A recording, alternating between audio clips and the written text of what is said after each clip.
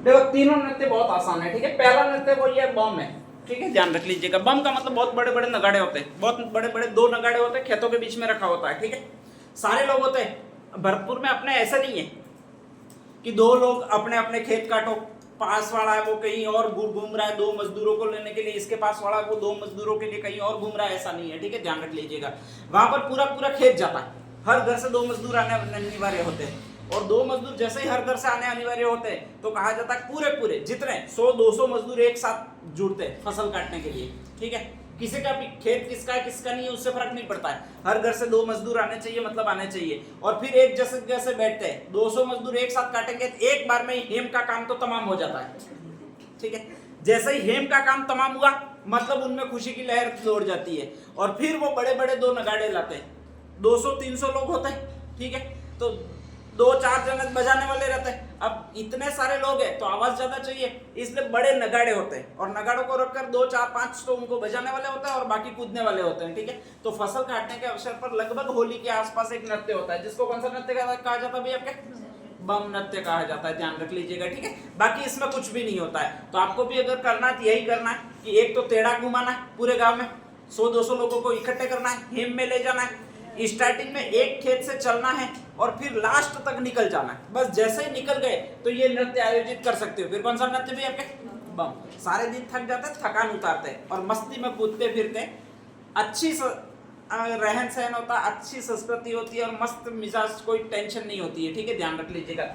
इसी को आपके बम नृत्य कहा जाता है। एक और नृत्य शानदार, नाम कौन सा भी आपके?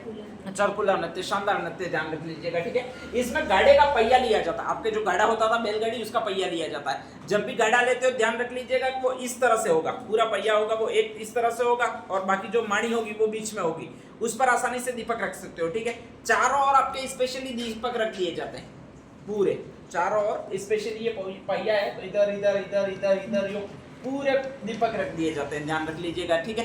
फिर कहा जाता है एक लड़की होती है स्पेशली यहाँ पर, ये इस तरह से पहिया पूरा जाता है तो आपके यहाँ पर, आपके यहाँ तो खड़ी रहना चाहे तो ये खड़ी रहती है, ध्यान रख लीजिएगा, ठीक है। और फिर जोर से इस पहिया को घुमाया जाता है, ध्यान रख लीजिएगा, दीपक घूमते साथ साथ में, और उस समय लड़की द्वारा स्पेशली घूमते हुए पहिए पर नृत्य किया जाता है, इसी को ये नृत्य कहा जाता है। कौन सा नृत्य आपके?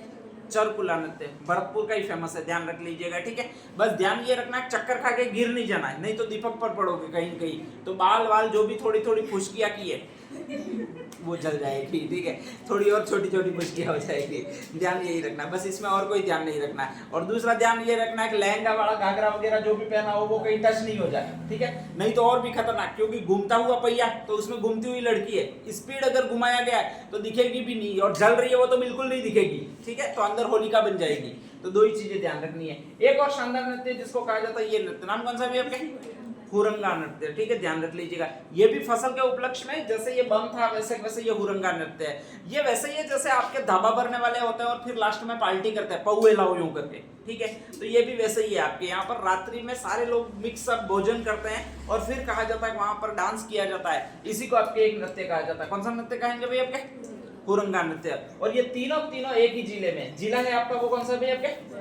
भरतपुर है, ठीक है, ध्यान रख लीजिएगा। तो सामान्यतः तो क्या क्या है वही आता है, बाकी इसमें कुछ आता नहीं है। इसमें वाद्य यंत्र कौन सा ये पूछा जाता है, तो बम का मतलब होता है बड़ा नगाड़ा, जिससे बहुत ज्यादा आवाज आए, एक बार में मारो तो ऐसा लगे कहीं बम फूटा ऐसा लगे, ठीक है, ध्यान रख लीजिएगा। तो वो जो है वो बम वाद्य यंत्र है, ध्यान, नगाड़ा वाद्य यंत्र। नेक्स्ट हेडिंग डाल दीजिएगा। अगला कौन सा भी आपके?